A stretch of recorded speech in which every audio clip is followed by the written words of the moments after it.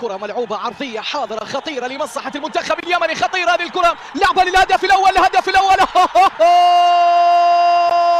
حاول المنتخب اليمني لكن أخيرا وصل حمزة أحمد محروس. أبو أحمد سجل. حمزة أحمد محروس يسجل الهدف الأول. هدف أول يماني، وها هي أطيب الأماني، وها هي أجمل الأماني، وها هي أروع الأماني للمنتخب اليمني. يسجل الهدف الأول، يعزف على سيمفونية الإبداع المنتخب اليمني. نعم، عن طريق زكريا، عن طريق حضرموت.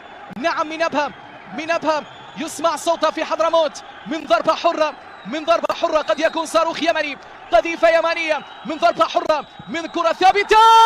يا سلام يا سلام يا سلام يا سلام يا سلام! جمال يمني وأي جمال! جمال يمني وأي جمال! أسود سبا تزدهر من جديد. أسود سبا تسمع صدى في حضرموت. نعم، هذه الكرة يا جمالك يا عبد الرحمن الشامي، يا روعتك يا الشامي. الرقم 10 يضع كرة على يسار حارس المرمى ويسجل للمنتخب مع منتخب بلجيكا وكندا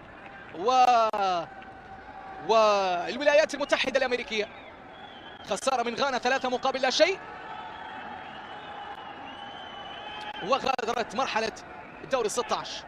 مشوار كبير. لعبة محاولة في هذه الكرة عن طريق عيسى خلفان. يسدد عيسى خلفان، ما زالت مستمرة. تعادل الإماراتي أو تقليص الفارق.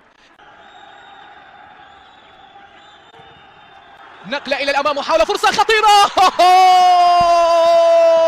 الله الله الله الله الله الله الله!